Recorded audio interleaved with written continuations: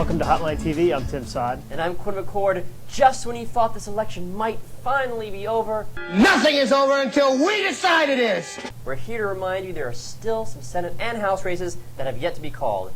Let's start in the Senate, where ballots are still being counted in Minnesota and Alaska.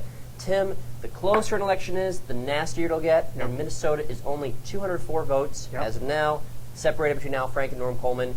And this is going to get so nasty, it's going to drag on at least into December.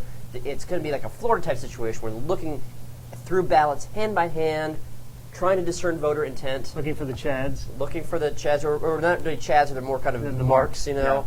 Yeah. That's going to be nasty. In Alaska, it's more of an issue of, there's a lot of outstanding absentees and early votes, and it's a question of just geographically, are these more likely to be Ted Stevens voters or Begich voters? Because, some remote parts of Alaska, where natives are, that may be more for Begich, whereas, if they're resource industry-based people, it might be for Stevens. And there are arguments on both sides of why either side might pick up votes. So that's going to be close, too. And, of course, the third race is, of course, the Georgia Senate race. Yes, the one that's still ready. They still have to vote yet. Yeah, and that's December 2nd. But, That's right. The main question there is, will Barack Obama come in for Jim Martin? And that's a really tough call because, on one hand, will a new president want to put his prestige behind what is probably an uphill Senate race? And if he's trying to create a new dynamic in politics, it could just look bad if his first action as a president-elect is to go campaign. Sure, and that also cuts both ways in a state like Georgia, too. It'll rile up the African-American vote that probably won't turn out in as great numbers in a December runoff.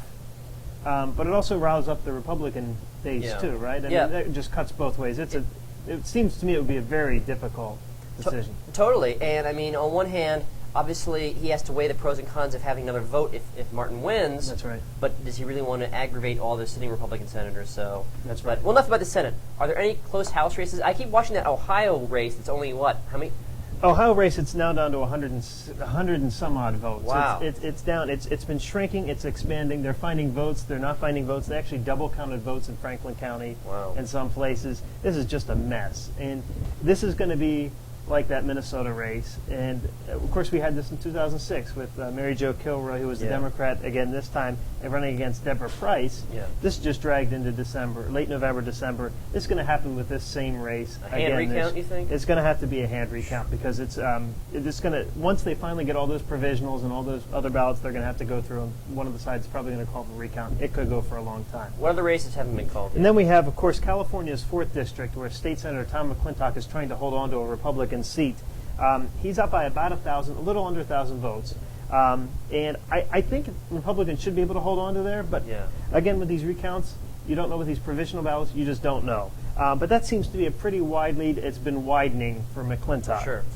You also have an Alaska seat.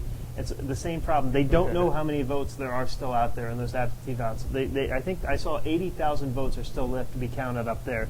Sure.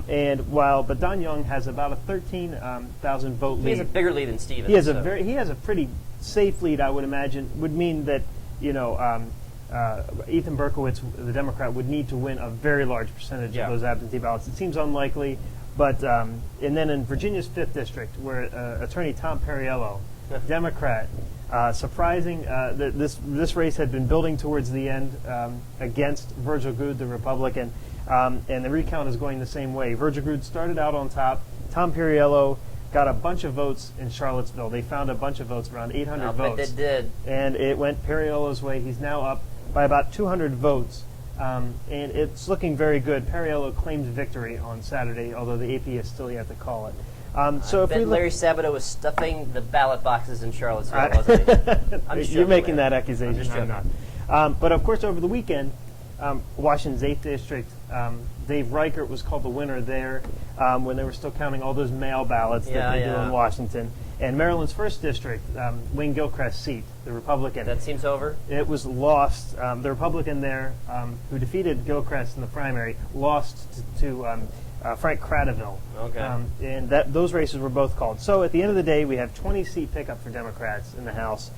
With these other 4 outstanding races, it looks like two seats look very possible in that pickup category.